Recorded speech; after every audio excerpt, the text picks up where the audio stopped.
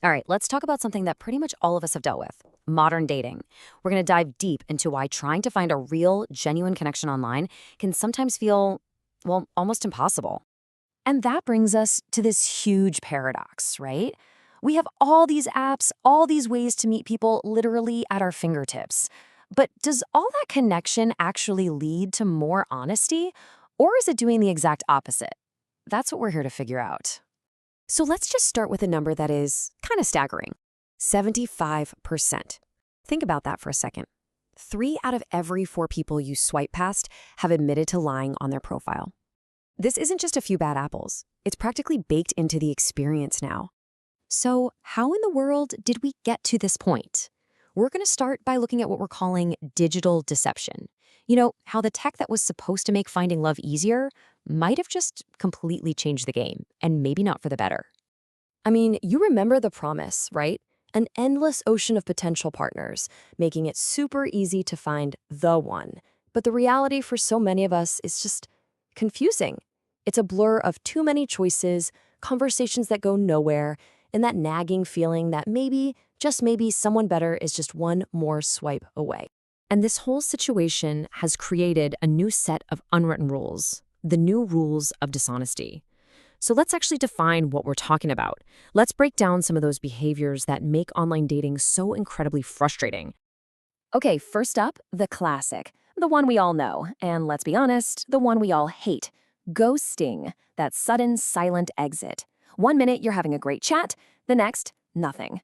It's like an emotional magic trick, and it's made way too easy when you can just hide behind a screen.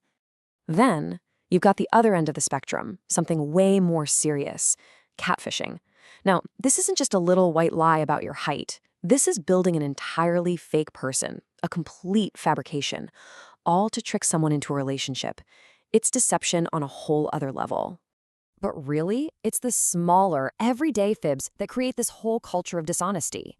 You know what I'm talking about. The profile picture that's clearly from a decade ago, adding a few inches to your height, or saying you love to travel when you haven't left the state in 5 years. All these little things, they really add up. So the big question is, why? Why do we do this? It's really easy to just blame people and call them liars, but it's way more interesting to understand the psychology behind it. Let's look at the real reasons we all feel this pressure to, well, bend the truth online. It really boils down to 3 main things. First, there's just a basic fear of being vulnerable, of putting your real self out there and getting rejected. Second, there's this intense pressure from social media to look perfect all the time. But the third one is fascinating. The apps themselves are designed to encourage it. The whole swipe left, swipe right thing, it's a game. It turns people into playing cards, not human beings, which makes it a lot easier to be detached and a lot less honest.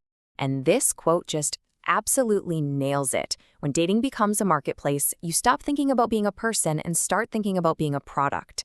You have to market yourself, you have to have the best features, you have to stand out. And somewhere in all that selling, the real you can get completely lost. This brings us to a really powerful idea, something called the authenticity gap.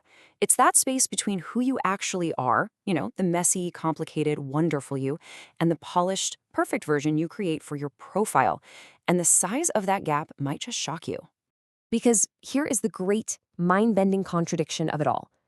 A massive 84% of people say what they want most is authenticity. They want someone real. And yet, like we saw, 75% of us admit to being dishonest on our own profiles. We're demanding something from others that most of us aren't willing to give ourselves. And maybe that's the real truth here. We're all so worried about being lied to, about being catfished or ghosted, but perhaps the biggest lie we tell ourselves is that we're just innocent bystanders in all of this. The reality is, we are all part of the system. Okay, that was a lot. We've laid out the problem, so what do we do about it? Let's talk about the solution. Let's talk about finding a real connection and why being authentic is probably the only real way to get there. It comes down to 3 things you can actually do. First, rethink your profile. Instead of showing off your best self, try showing off your true self. Second, just be clear about what you're looking for. It saves so much time and heartache. And third, and yeah, this is the scary one, embrace being a little vulnerable. That's where the actual connection happens, outside the perfect photos and witty bios. Because in the end, it really comes down to this. We have to stop swiping and searching for this perfect, authentic person out there and start focusing on being that person ourselves. Real connections aren't something you just find like a prize. They're something you have to build, one honest, real conversation at a time. So, I'll leave you with this question to chew on. In this crazy world of filters and fibs, what does authentic dating actually look like to you? Thanks so much for tuning in.